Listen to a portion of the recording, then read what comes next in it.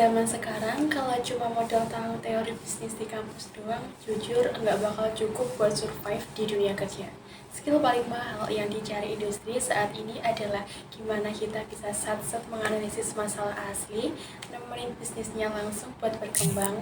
Nah, di video kali ini, kita bakal bahas gimana serunya belajar lewat real experience, bukan cuma simulasi fiktif. Buat ngerasain langsung rasanya jadi konsultan bisnis multimedia pemula. Yuk langsung kita bahas. Tahap pertamanya adalah analisis bisnis, yaitu proses memahami kondisi sebuah usaha sebelum memberikan solusi. Analisis ini membantu menjawab di mana posisi bisnis saat ini, apa masalah utamanya, dan apa peluang digitalnya. Ibaratnya seorang dokter, kita tidak bisa langsung memberi obat tanpa memeriksanya terlebih dahulu. Kita harus mendiagnosanya dulu. Sebagai dokter bisnis digital, ada 5 hal utama yang wajib dianalisis. Yang pertama, ada produk atau jasa. Apa yang dijual dan apa keunggulannya. Contohnya, produknya enak tapi kemasannya kurang menarik. Dan yang kedua, ada target pasar. Siapa pembelinya? Sering terjadi produknya bagus tapi salah bidik target market. Yang ketiga, ada branding multimedia. Cek foto produk, dan kualitas konten medsosnya. Di era digital, tampilan pertama menentukan keputusan pelanggan. Yang keempat, ada media digital. Apakah bisnis sudah pakai Instagram, Marketplace, Google Maps, atau WhatsApp bisnis? Yang kelima, ada proses penjualan. Bagaimana cara pelanggan membeli? Jika prosesnya ribet, pelanggan pasti kabur.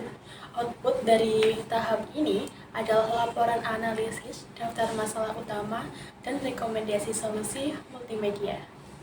Setelah analisis, kita masuk ke tahap pendampingan. Di sini, kita tidak hanya memberi saran di atas kertas, tapi ikut turun tangan membantu perubahan secara langsung. Ibarat mentor gym, kita tidak cuma kasih teori, tapi menemani mereka latihan. Proses pendampingan ini berjalan dalam 5 tahapan. Yang pertama, ada observasi lapangan. Mengunjungi dan mengenal bisnis UMKM mitra secara langsung. Dan yang kedua, ada identifikasi masalah.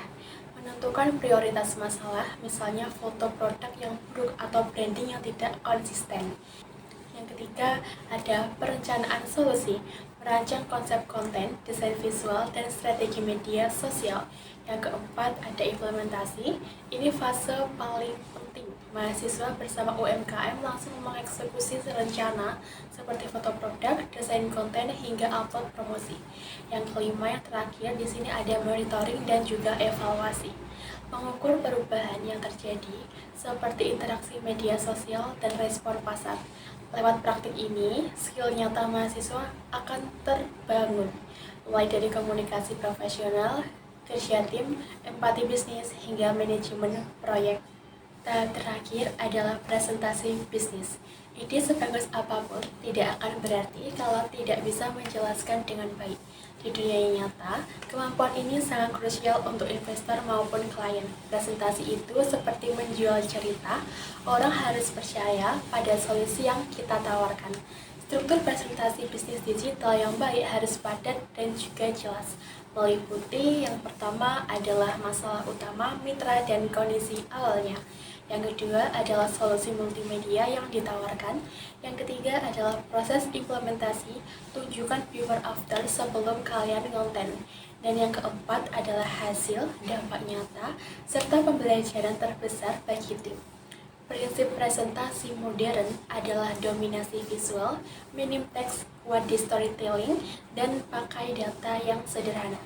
Contoh nyatanya adalah kelompok mahasiswa yang mendampingi UMKM kopi lokal berhasil mengubah tugas kuliah mereka menjadi portofolio profesional berkat presentasi rebranding dan konten digital yang matang.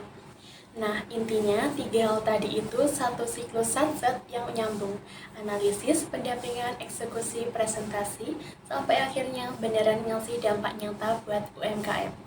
Lewat proyek ini, kita nggak cuma ngejar nilai doang, tapi langsung bawa pulang portofolio bisnis digital yang solid dan skill yang pro banget. Karena kuliah yang sebenarnya bukan cuma soal ngafalin buku teks, tapi gimana kita bisa level up jadi kreator, problem solver, dan teknopreneur muda yang siap terjun ke industri. Oke, segitu dulu video kali ini. Thank you guys. See you next time. Bye.